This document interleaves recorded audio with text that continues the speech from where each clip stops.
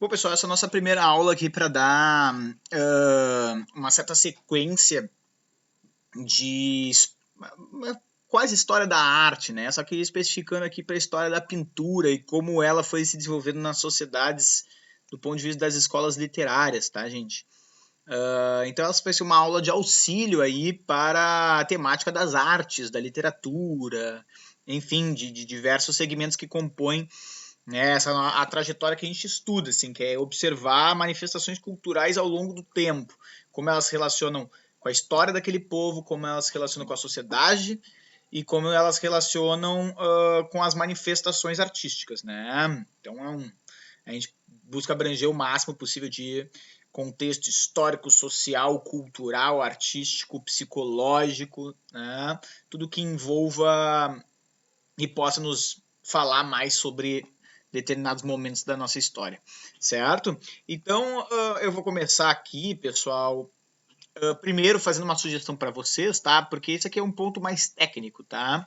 Mas eu sugiro sempre que inicie assim pesquisando o que é o chamado ponto de fuga, tá, gente? Geralmente não existe só um ponto, né? Pode ter vários pontos de fuga numa mesma imagem, mas geralmente é o ponto da onde deriva a perspectiva de todo o quadro, certo? Então é para onde as linhas tendem a convergir e a partir desse ponto de fuga a gente vai acabar entendendo de que ângulo a gente está observando o quadro. Então esse ponto de fuga ele nos auxilia ou esses pontos de fuga eles nos auxiliam em toda a composição do quadro. Né? Se vai ser visto se esse objeto está num lugar onde ele vai ser visto mais de baixo de lado direito, ou se ele vai ser mais visto de cima de lado esquerdo, se ele vai ter um giro de 45 graus, se daqui ele já vai ter um giro de 30 graus. Então, ponto de fuga é dos principais conceitos para a gente entender a perspectiva. Tá? Eu botei 3 links aqui, mas não são obrigatórios, eu até botei para eu lembrar,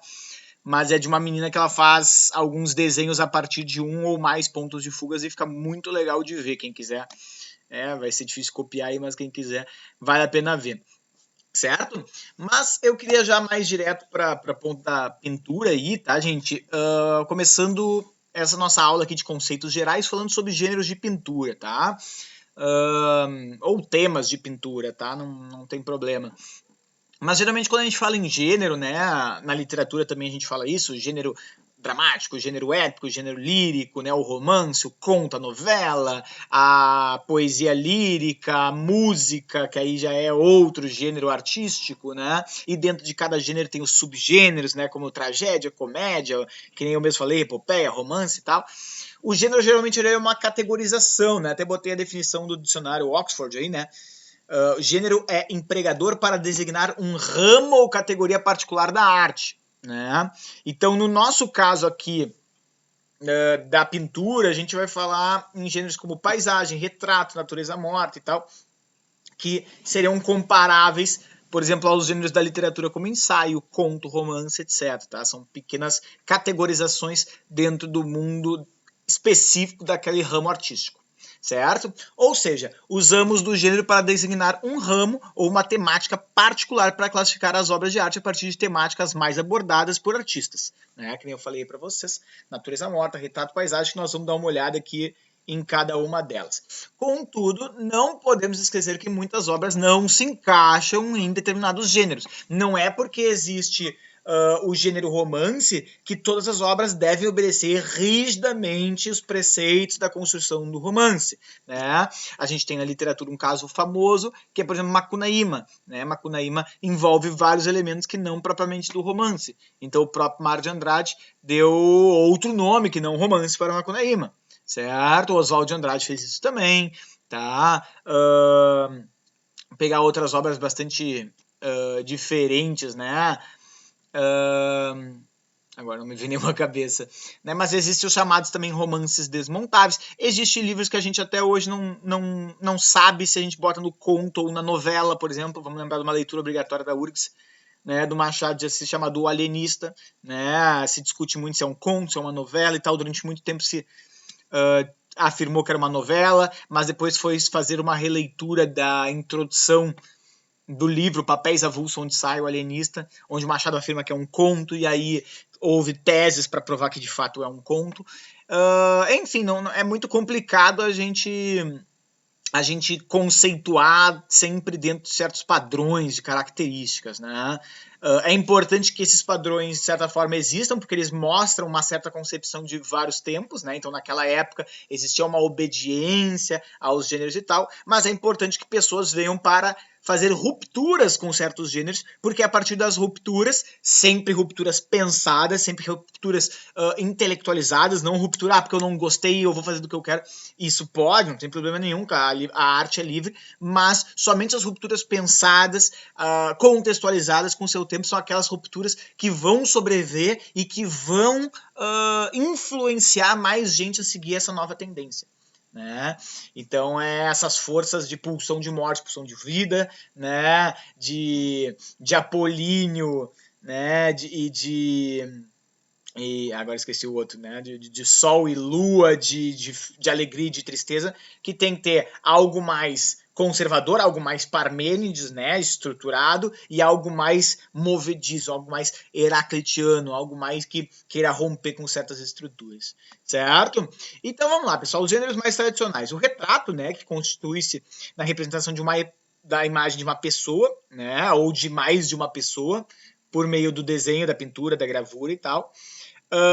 Só que, contudo, né, é importante deixar claro que a função do artista, ainda mais nos dias de hoje, né, com a fotografia e tal, é muito mais do que apenas reproduzir um retrato, né, mas há uma dose também de criatividade da expressão daquela pessoa.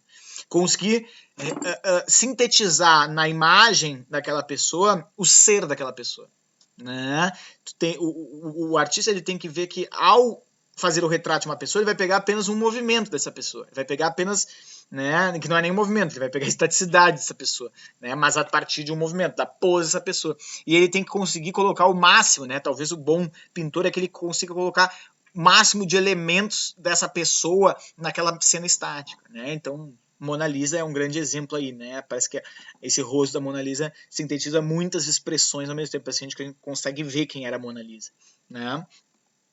Aqui no Brasil, né, pessoal, a gente tem vários, né, autores também que fizeram retratos, mas a gente, para deixar bem claro como um retrato pode ser muito mais do que uma representação de uma pessoa, eu trouxe esse exemplo aí do Rubens Gershman, né, que recuperou o símbolo da Mona Lisa, né, um símbolo cultural da visibilidade, né, da mulher antiga, da mulher aristocrata, e adaptou para a mulher do subúrbio, né, das zonas mais periféricas do Brasil do século XX, certo?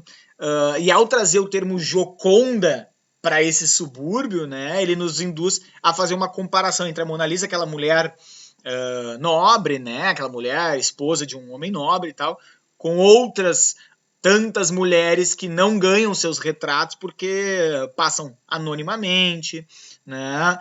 E aí ele coloca essa Mona Lisa que foi vítima, né? A Bela Lindoneia, a Joconda do subúrbio, que foi vítima de violência doméstica, né? Uma mulher mulata, uma mulher que pela música depois do Caetano, né? A gente vê uma mulher sonhadora do subúrbio, trabalhadora, que acaba sendo vítima da violência urbana, da violência doméstica. E acaba sendo contemplada aí com um retrato, né, que é uma coisa que nunca se pintou, né? Imagina que até pouco tempo atrás as pessoas mais pobres não tinham essa visibilidade no mundo das artes, certo? Botei outros retratos aí, né? Frida Kahlo, Delacroix, o próprio retrato do Dom Pedro I quando esteve no Brasil, Van Gogh, a Mulata, enfim, vários retratos aí para vocês analisarem e observarem algumas diferenças, né? Por exemplo, do Dom Pedro, bastante realista, bastante fotográfico, de Delacroix com os traços um pouco mais agressivos, né, o que é em cima ali, quase que iniciando uma coisa que viria a ser depois o impressionismo ali e tal. Já à direita vocês têm obras bastante mais inventivas, mais modernistas, vanguardistas, etc. Mas só para vocês observarem esses pontos aí. Bom, natureza morta, né, gente? É uma natureza morta que durante muito tempo foi vista como um gênero menor, ela era basicamente comprada, né, encomendada pelas pessoas mais ricas para fazer enfeite, né, enfeitar a sala, ornamentar ambientes e tal.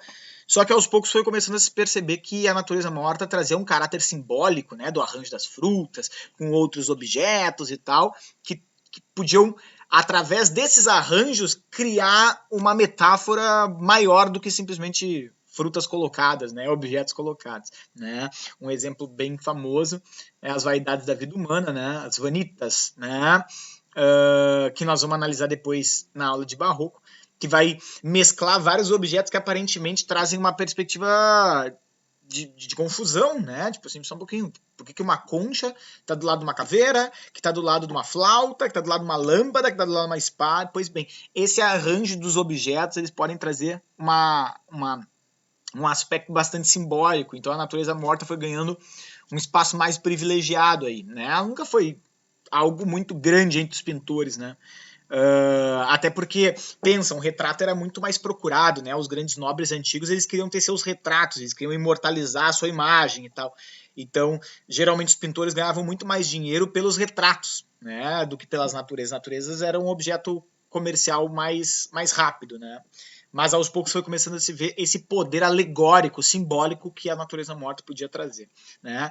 E aí eu trouxe um outro exemplo aqui muito legal, que é as 200 latas de sopa Campbell's, do Andy Warhol, não, que já apareceu aí nas músicas de Caetano Veloso e tal, porque ele foi um grande artista ali dos anos 60, dos anos 50, que conseguiu captar na sua arte esse período da industrialização, né, esse período da vida mecanizada, da indústria cultural, né, que nós passamos, né?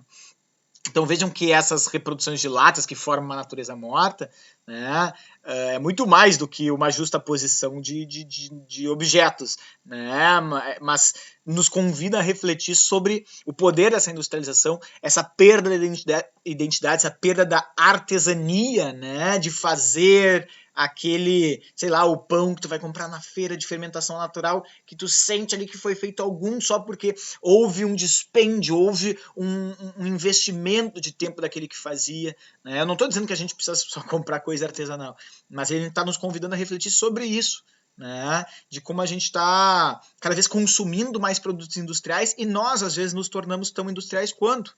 Né? A gente começa a valorizar a descartabilidade das coisas e às vezes a gente vai descartabilizando relacionamentos, né? E a gente vai nos descartabilizando, né? Então, interessante refletir sobre isso aí, certo?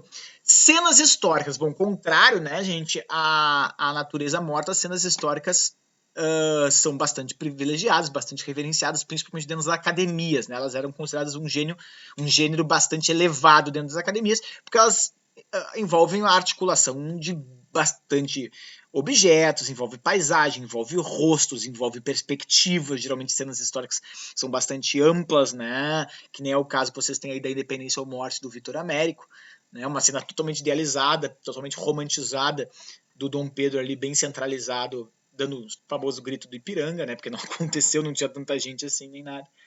Mas elas são muito valorizadas principalmente dentro das academias, né? Era justamente com elas que se ia competir aí nas competições mesmo, né?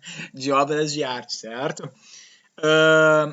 Vocês têm algumas cenas históricas que elas viraram verdadeiros ícones, né? Elas são muito mais pontuadas do que uma cena histórica. E aí é a mesma lógica lá do retrato, né? Um bom pintor de uma cena histórica, ele consegue traduzir o momento daquele aparentemente pontual daquela história, mas ele consegue traduzir para ver como os sentimentos e expressões daquele momento ultrapassam décadas. Né? É, por exemplo, o caso que vocês têm aí do Goya, né? Que tem um filme maravilhoso dele, quem quiser ver no YouTube, né? Um pintor espanhol aí que fez esse quadro maravilhoso, famosinho, chamado Os Fuzilamentos de 3 de maio de 1808, que é quando o povo francês rendeu os espanhóis. E aí vocês têm bem ali centralizado de branco, né, contrastando com as cores escuras dos outros, a expressão de dor e as mãos para cima daquele rapaz, mostrando o desespero que a guerra faz, né? E não foi à toa que o próprio Picasso, quando ele pintou Guernica, que é totalmente uma proposta totalmente diferente, né? Monocromática, um painel iconográfico, cheio de recortes e tal, mas ele fez questão de botar em menção lá na direita, vocês estão vendo, o rapaz com as mãos para cima, mostrando que a guerra, ela repete, né, sofrimento, ela repete dor, ela repete o desespero. E que aquela simples cena lá não ficou presa em 1808, mas ela continua existindo todas as vezes que a gente faz brutalidades e atrocidades como essa.